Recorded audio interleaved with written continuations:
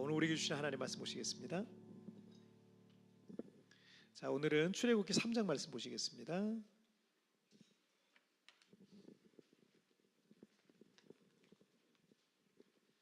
자, 출애굽기 3장 1절부터 5절.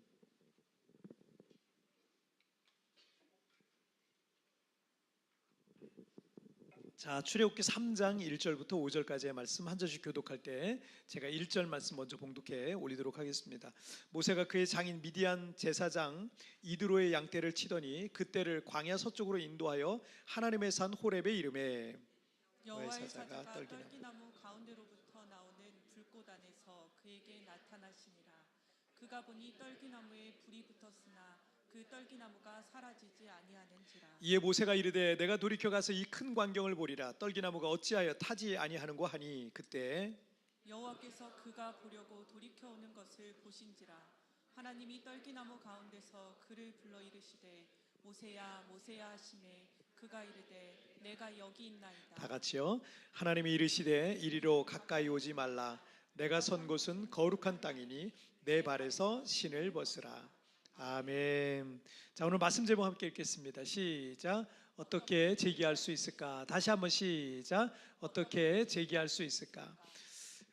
세계 최고의 이 프로축구 리그인 영국 프리미어 리그에서 EPL이라 그러죠. EPL에서 활약하고 있는 이 대한민국의 손흥민 선수는 정말 온 국민의 기대를 한 몸에 받고 있어요. 그래서 저처럼 이렇게 스포츠에 관심 없는 사람도 이 손흥민 선수는 만큼은 응원하거든요. 막 굉장히 응원하고 있어요. 그리고 언제 또 경기하지? 그러면 언제쯤 또. 근데 저는 이게 라이브는 못 보고 그래서 이렇게 뉴스 이런 걸 읽고 보는데 찾아서 보면 너무 잘해요. 너무 잘하고 이러니까 참 뿌듯하고 국위선양 제대로 하고 막 그 EPL 경기장에 그 경기장에 이 손흥민 선수가 뛰는 날은요 거기 한국 사람들이 엄청 모입니다. 태극기 들고 막 이렇게 하고. 뭐 여자분들은 사실 별로 관심이 없겠지만 남성분들은 뭐 저처럼 이렇게 스포츠에 관심 없는 사람들이 이렇게 관심이 있는데 남성분들은 얼마나 관심이 많겠어요. 그 서성호 집사님 언제 하죠 이제? 손흥민 선수 게임 문제 있어요?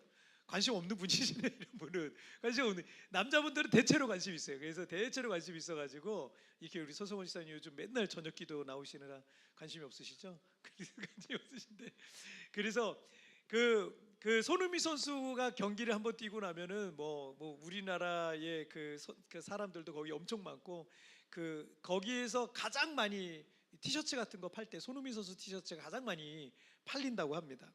자, 하지만 아무리 특별히 이제 우리 손흥민 선수가 2021년, 2022년에는 득점왕을 했어요. 있을 수 없는 아시아 선수로서는 있을 수 없는 그런 일이 앞으로도 글쎄 이런 일이 있을 수 있을까 할 정도로 그런 일이거든요. 그래서 아시아 선수로서는 최초로 이 EPL 득점왕을 차지하기도 했었습니다. 그리고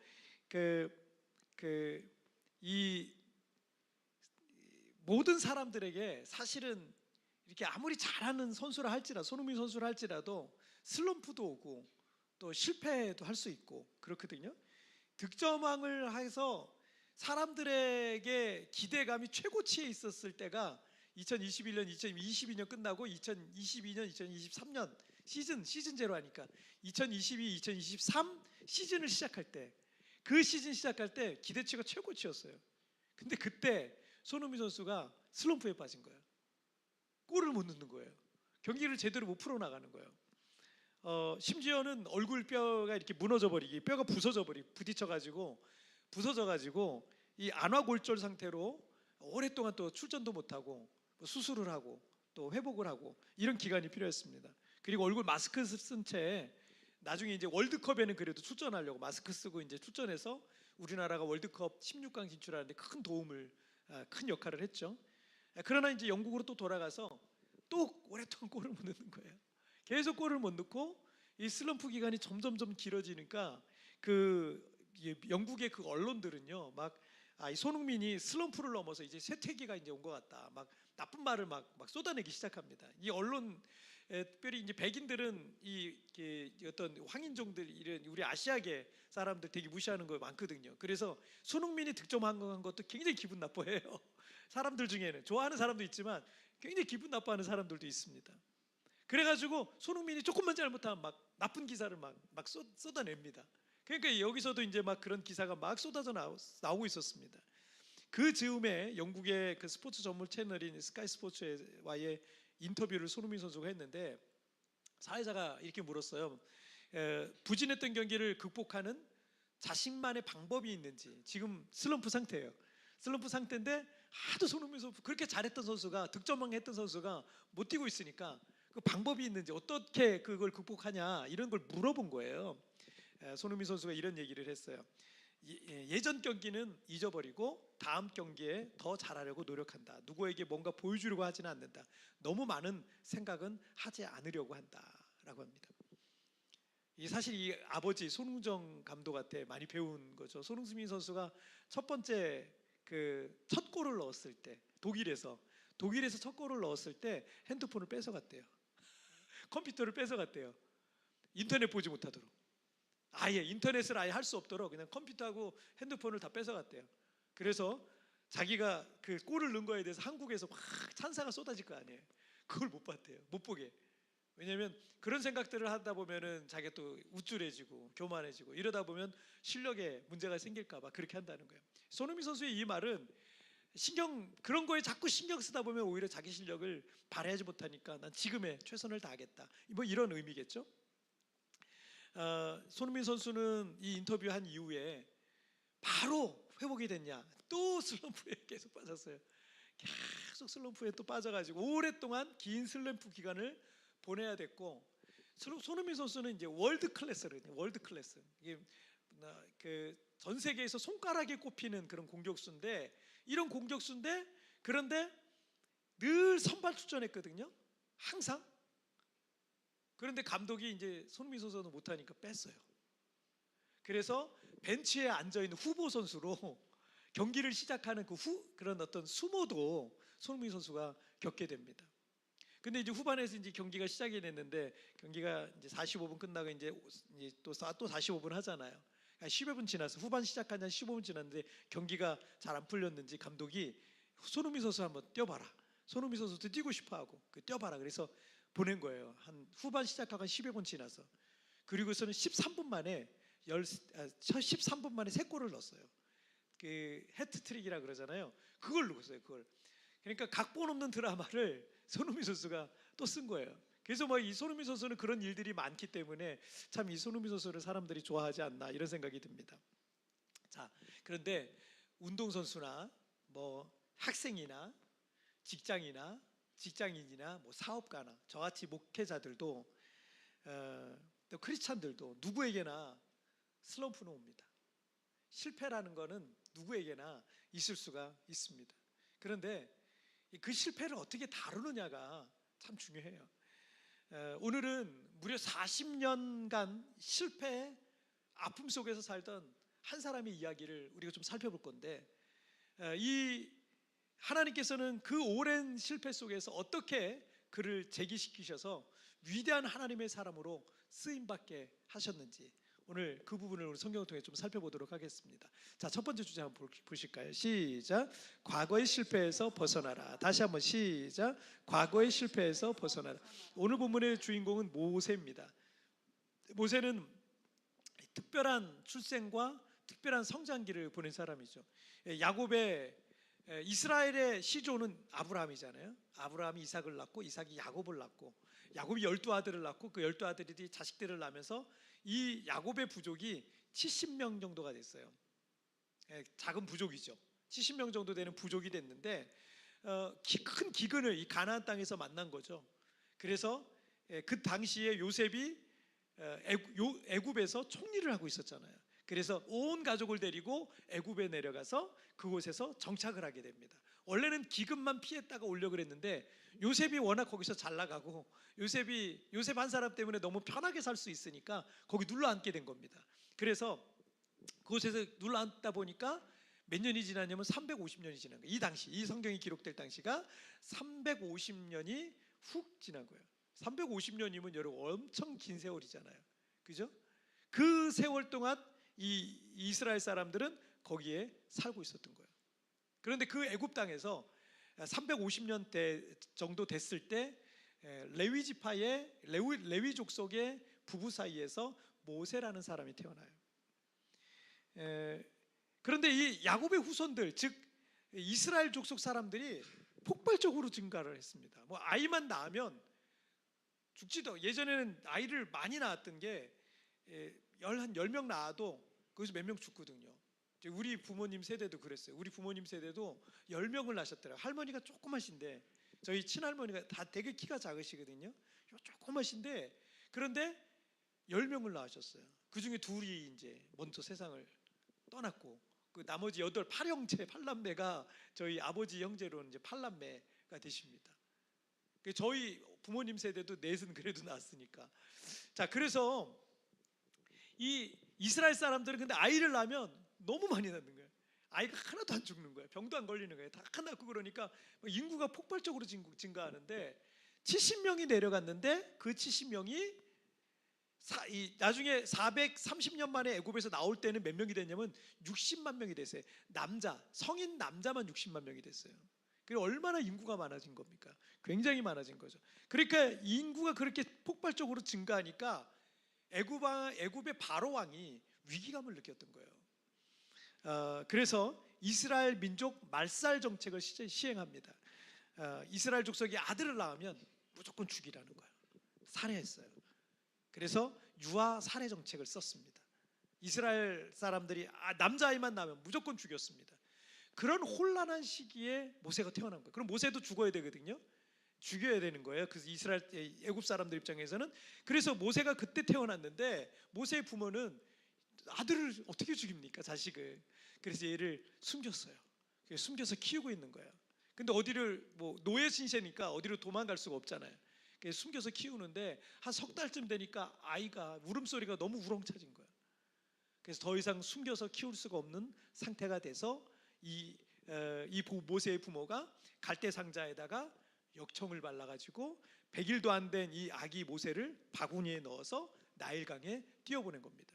이 여기까지가 이제 이 사람들이 할 수 있는, 부모가 할 수 있는 역할이었고, 이제 나머지는 하나님께 맡긴다라는 그런 의미로 이제 아마 그렇게 하지 않았을까 생각이 듭니다. 그래서 이 강물 위를 떠가던 이 바구니가 다행히도 먼 바다로 나가진 않고, 이 바구니가 바로왕의 공주가 목욕하던 곳으로 흘러간 거예요. 울음소리가 나니까 바구니를 건져서 보니까 딱 뚜껑을 여니까 피부가 하얀 아이가 막 아들이 울고 있는 거예요. 이집트 사람들은 피부가 좀 까무잡잡했잖아요. 근데 이 히브리인들은 피부가 하얗거든요. 피부가 하얀 아이가 막 울고 있으니까 너무 예뻐가지고 이 공주가 이 아이를 물에서 건져낸 거예요. 그리고 이름을 붙여주기를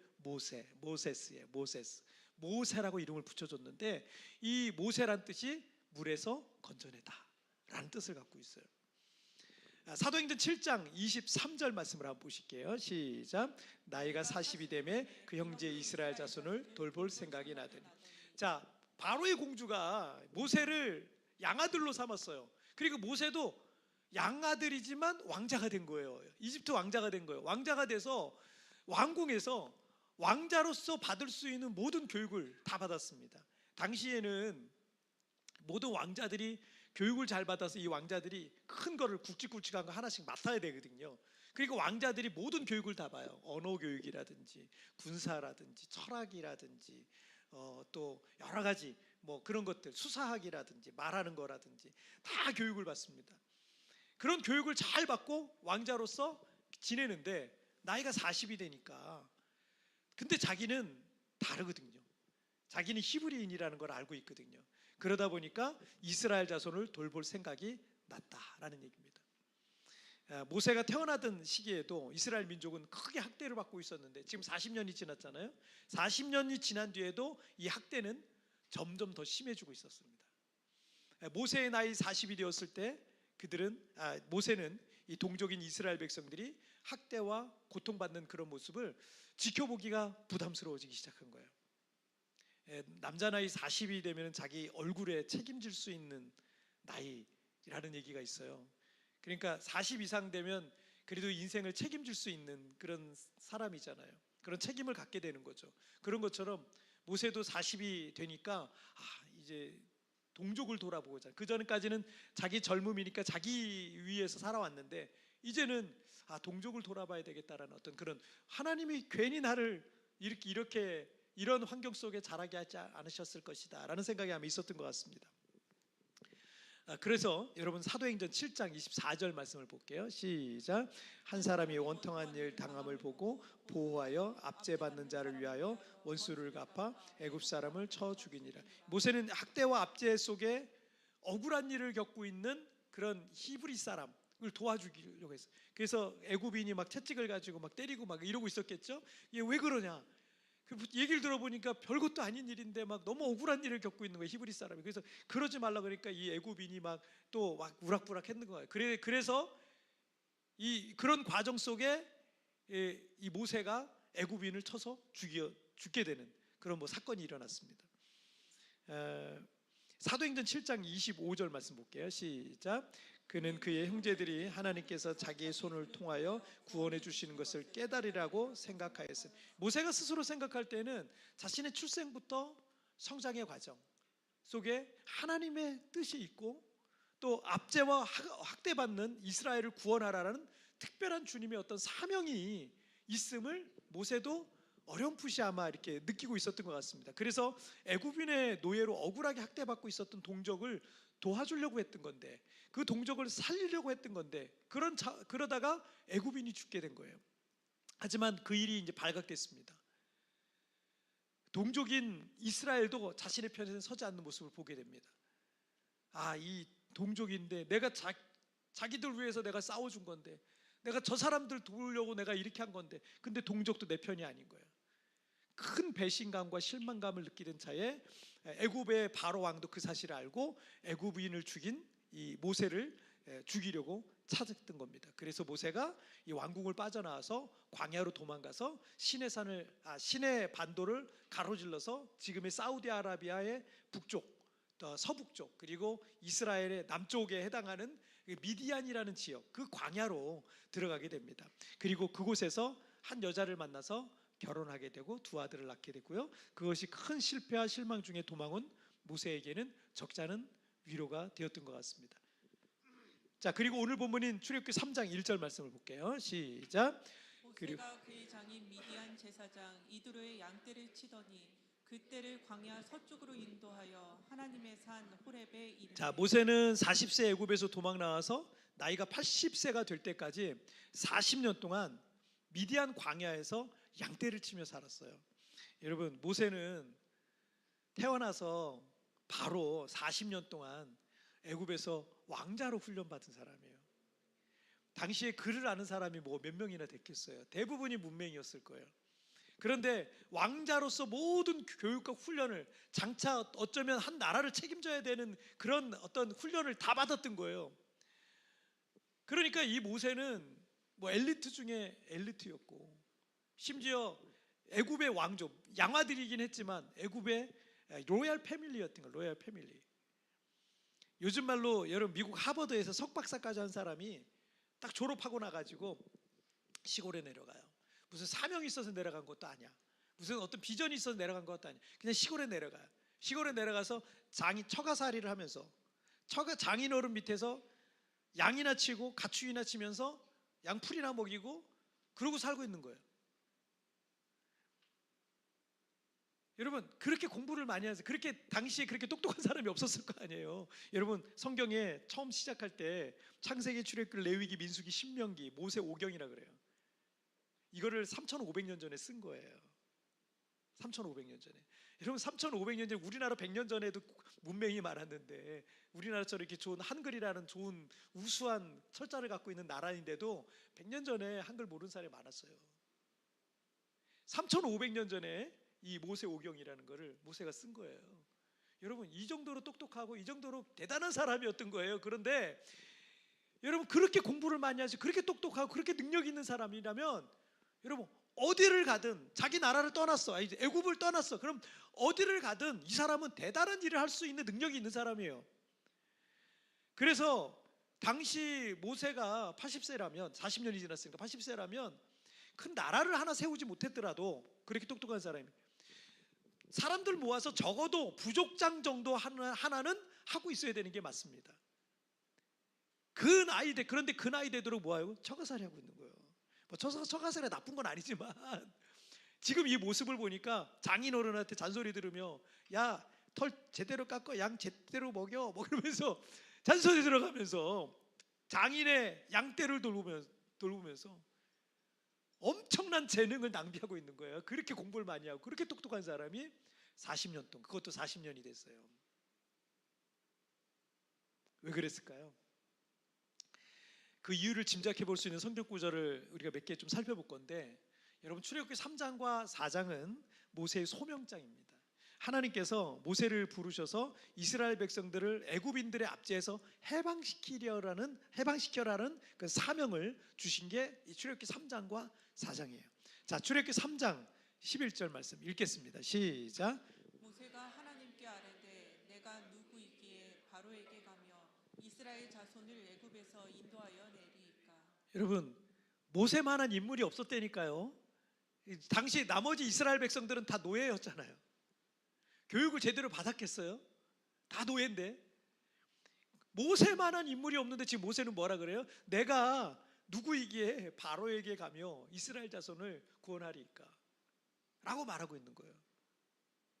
자기는 깜냥이 안 된다 라고 지금 얘기를 하고 있는 거예요. 출애굽기 4장 1절입니다. 시작.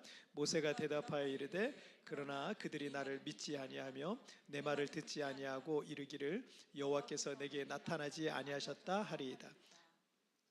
그 전에 그랬잖아요. 그죠? 이스라엘 백성들이 자기를 배반했잖아요. 배신했잖아요. 자기가 모세는 그들을 도와줬는데 오히려 그들에게 배신당한 그 마음이 얼마나 크겠어요. 그들은 나 별로 안 좋아합니다. 옛날에도 배신했는데 그들은 내 말 따르지 않을 겁니다. 그렇게 얘기하고 있는 거죠. 자, 출애굽기 4장 10절 시작. 모세가 여호와께 아뢰되 오 주여 나는 본래 말을 잘하지 못하는 자니이다. 주께서 주의 종에게 명령하신 후에도 역시 그러하니 나는 입이 뻣뻣하고 혀가 둔한 자니이다.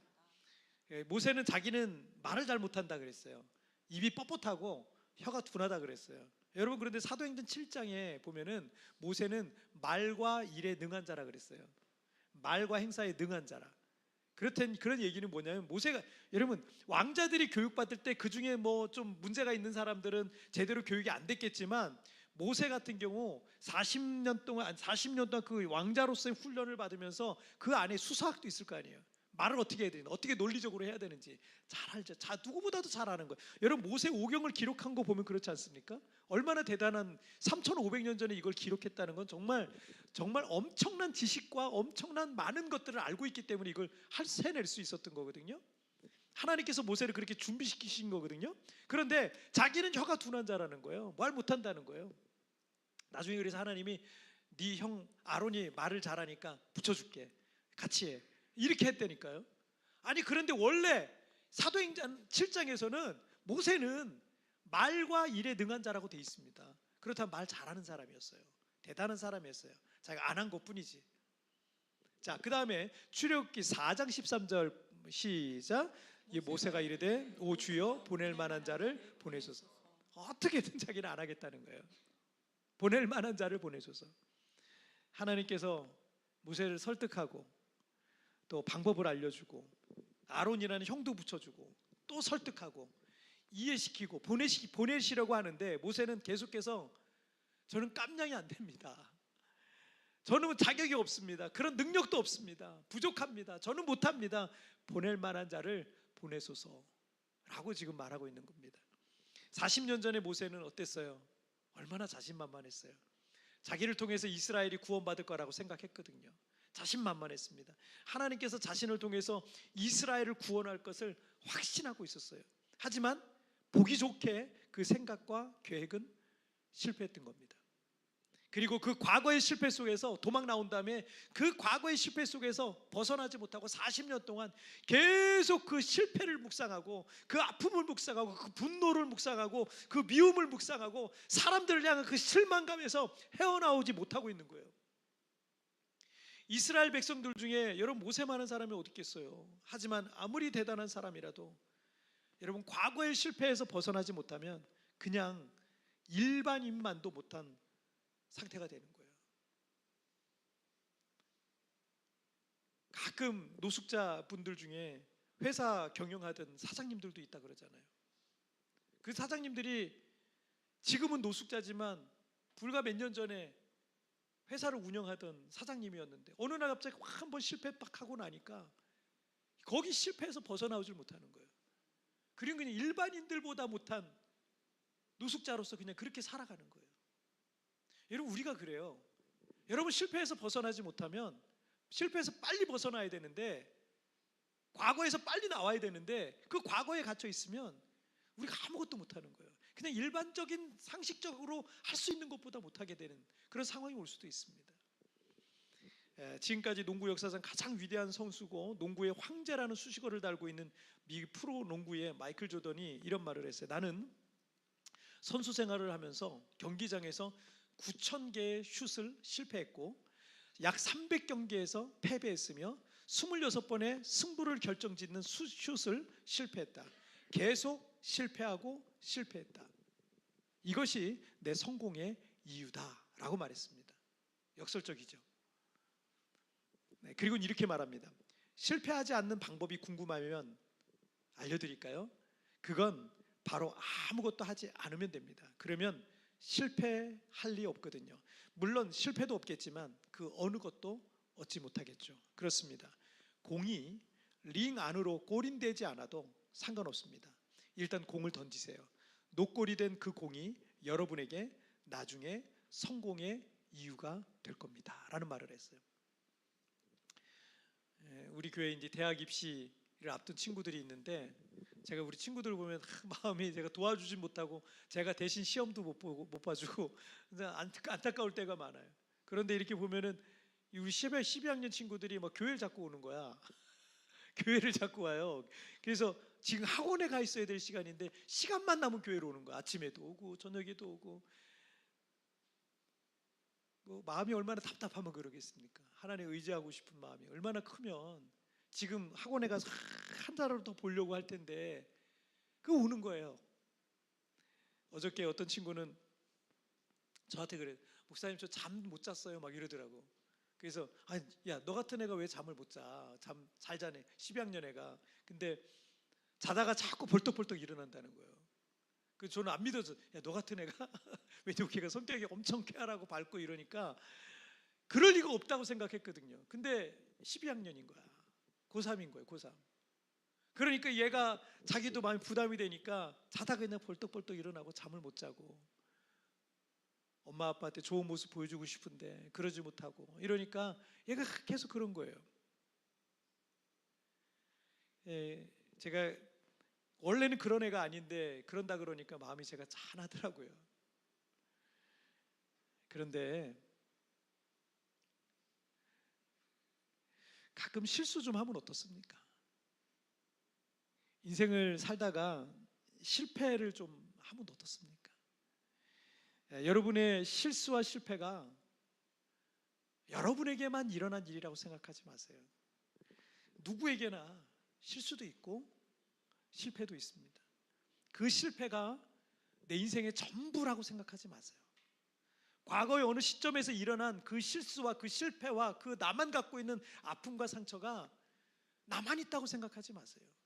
그리고 그게 전부라고 생각하지 마세요. 제가 인생을 길게 살지는 않았지만 실수와 실패도 내 인생의 한 부분인 거예요. 인생 속에는 그런 게 있는 거예요. 아니, 원래 인생에는 다 그런 게 있어요. 누구에게나 책이 다 다를 뿐이지, 상황이 다를 뿐이지, 누구에게나 실수와 실패가 있는, 우리는 인생의 한 부분으로 그걸 받아들여야 돼요. 아직 우리가 살아내야 될 인생이 사실은 더 많이 남았습니다. 여러분이 그 실수와 실패와 그 아픔과 상처 때문에 인생을 계속 허비하기에는 여러분의 인생이 너무 아까운 거예요.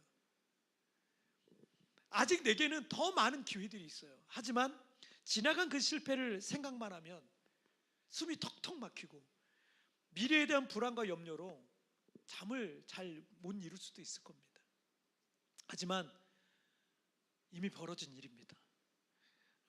그 실패를 극복할 수 있는 최상의 방법은요, 그 과거의 실패에 자꾸 머무르지 마시고요, 한시라도 빨리 그 생각에서 벗어나는 겁니다.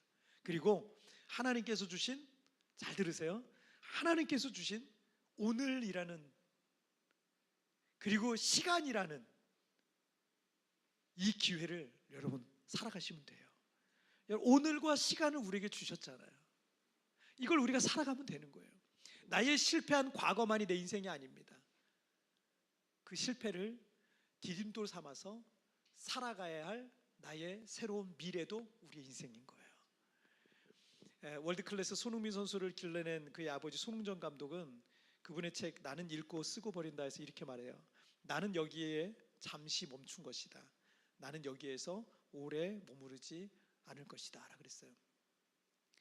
축구 선수에게 슬럼프가 올 수 있는 것처럼 우리 인생 속에도 그런 슬럼프와 실패의 수렁에 빠져들 때가 있습니다. 하지만 잠시 멈춘 거예요.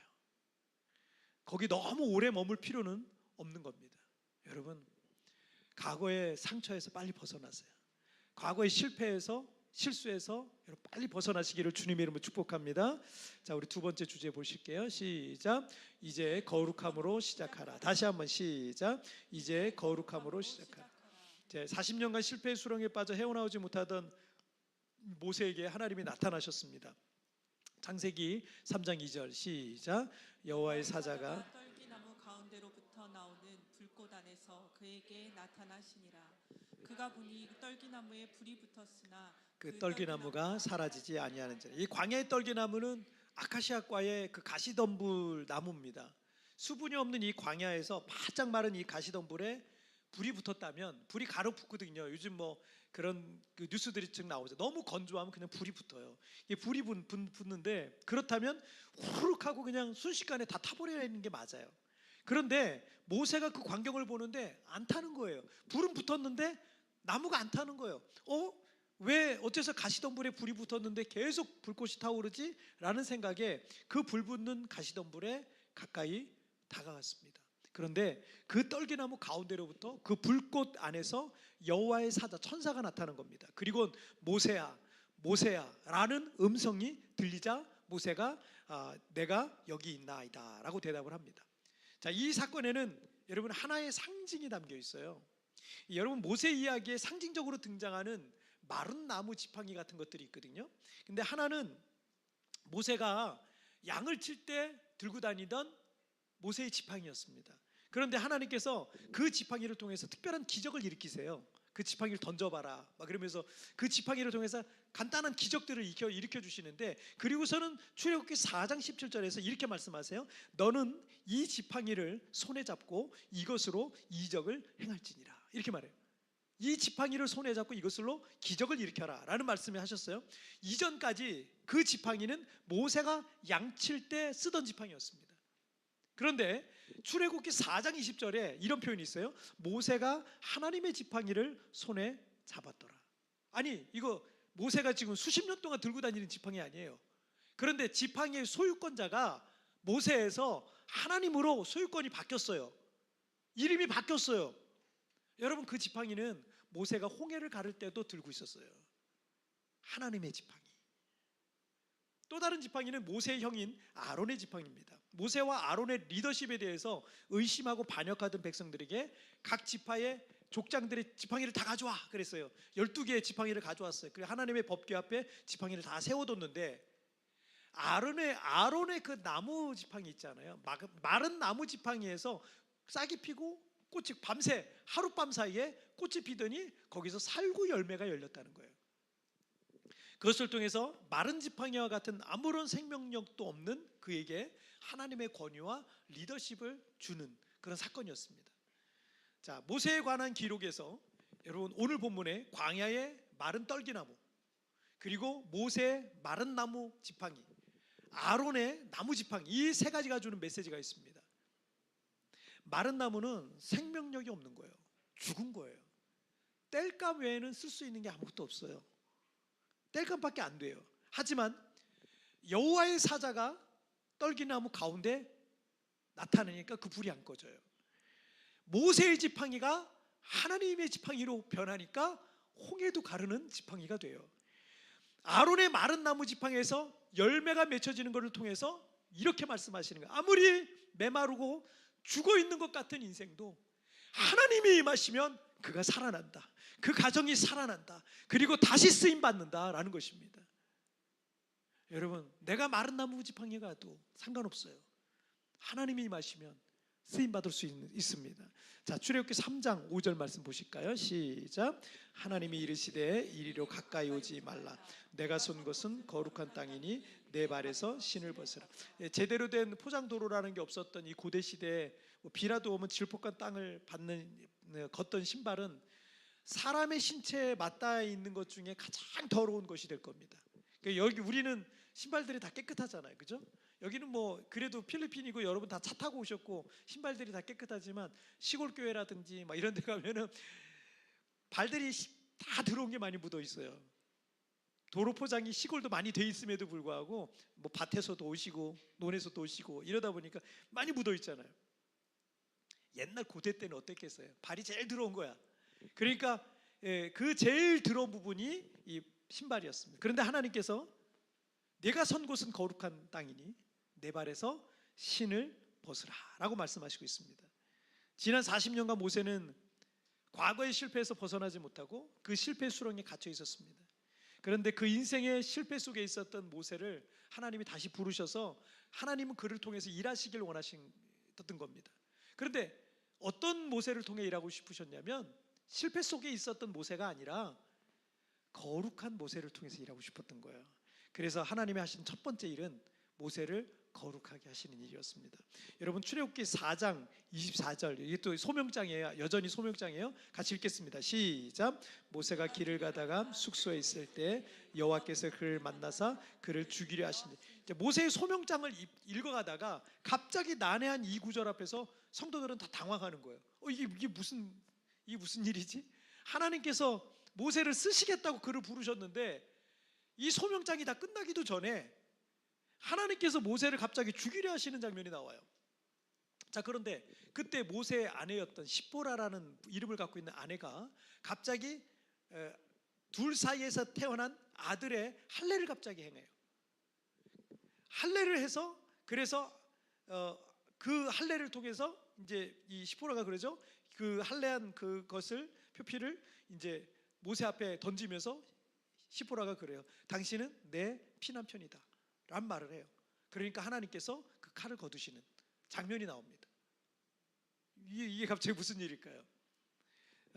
이스라엘 사람들은 시조인 아브라함 때부터 할례를 대대로 행하게 되어 있었습니다. 그래서 이스라엘 사람들은 난지 8일이 되면 항상 할례를 했습니다. 그런데 모세가 이 미디안 이방 땅에서 이방 여인과 결혼해서 아이를 낳고 살다 보니까 이방 문화 속에서 또 모세의 그러니까 모세의 장인 이드로는 제사장이라고 되어 있습니다. 여러분, 근데 하나님의 제사장이 있겠어요? 이방 그냥 제사장인 거예요. 이방 제사장. 그러니까 그 이방 문화 속에서 이 모세가 계속 40년 동안 살아왔던 거예요.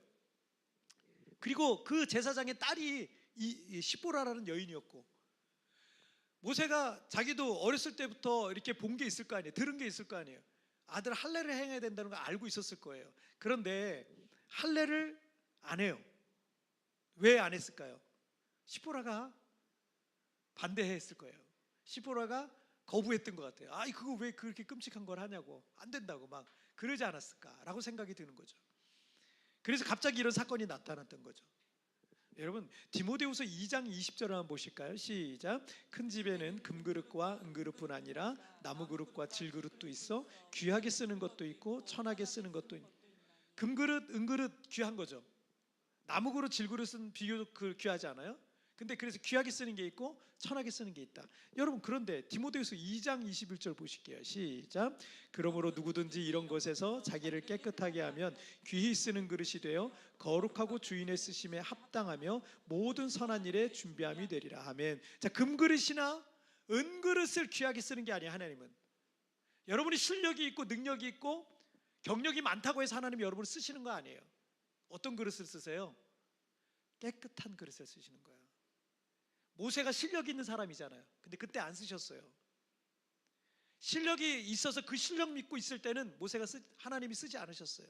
그런데 내 발에서 신을 벗으라. 그 다음에 할례 이런 것을 통해서 준비되고 거룩하게 된 사람을 하나님이 쓰신다는 거예요. 여러분, 하나님께서는 죄인들을 사랑하시고 그들을 통해서 일하기를 원하시는데 먼저는 그들을 변화시키셔서 거룩하게 하시는 일을 먼저 하십니다. 금그릇이나 은그릇처럼 대단한 사람이 아니어도 됩니다. 하나님은 자신을 구별해서 거룩하게 살기로 결단한 사람들을 통해서 하나님이 일하신다는 거예요. 그래서 바울은 영적인 아들인 디모데에게, 자, 디모데후서 2장 22절에 보니까 시작, 또한 너는 청년의 정욕을 피하고 주를 깨끗한 마음으로 부르는 자들과 함께 의와 믿음과 사랑과 화평을 따르라. 자, 우리가 사는 세상에서도 어떤 유명한 가수가, 어떤 트로트 가수 중에 어떤 유명한 가수가 음주운전을 했다가 그 솔직하게 자수하고 했으면 다 끝날 일이었는데, 근데 뭐 감옥 가고 뭐 한창 이미지 나쁘니까 그걸 뭐 자꾸 이제 변명하고 뭐 이렇게 하는 과정 속에 이게 좀 좋지 않았잖아요. 그래서 뭐 감옥도 가고 한창 활동할 시기에 모든 연예인 활동 다 중단되는 그런 일들이 우리 보잖아요. 뭐 또 어떤 연예인들 뭐 축구 선수도 있고 뭐 마약을 했다든지 뭐 부도덕한 일을 했다든지 막 이러면 그 사람이 아무리 재능이 뛰어나, 아무리 좋은 학교를 나와서, 아무리 실력이 있어, 아무리 그동안 과거의 커리어가 아무리 대단해, 아무리 멋지고 잘생겼어도 그의 커리어가 거기서 다 끝나버려요. 그렇잖아요. 여러분, 우리는 그걸 지금 보고 있는 거예요. 많이 보고 있잖아요. 자주 그런 일이 많이 일어납니다. 여러분, 하나님께서 우리를 사용하시되 거룩하게 하셔서 쓰시는 거예요. 하나님께서 나를 크게 쓰시길 원하신다면 이제는 모세가 자신의 발에서 신을 벗듯이 여러분, 하나님 앞에 쓰임 받기를 원한다면 거룩한 사람이 되시길 바랍니다. 하나님의 방법으로 하시길 바랍니다. 믿음의 방법으로 하시길 바랍니다. 그렇게 준비된 사람을 하나님께서 사용하시는 것입니다. 과거의 실수와 실패로 인해서 더 이상 일어날 수 없는 인생 속에 있어도 그런 사람도 또 일어날 수 있어요. 여러분을 거룩하게 하세요. 여러분 발에서 신을 벗으세요. 그러면 다시 재기할 수 있습니다. 다시 여러분 새로운 인생을 살아갈 수 있을 줄 믿습니다. 이제 여러분 거룩함으로 여러분의 인생을 다시 시작하시기를 주님의 이름으로 축복합니다. 자, 오늘 말씀 정리할게요. 두 가지 말씀 나눴어요. 읽겠습니다. 시작. 과거의 실패에서 벗어나라. 이제 거룩함으로 시작하라. 다시 한번 시작. 과거의 실패에서 벗어나라. 이제 거룩함으로 시작하라. 예, 그렇습니다. 여러분, 누구나 다 실수할 수 있습니다. 아니, 인생 속에 실수는 다 있더라고요. 실패는 다 있어요.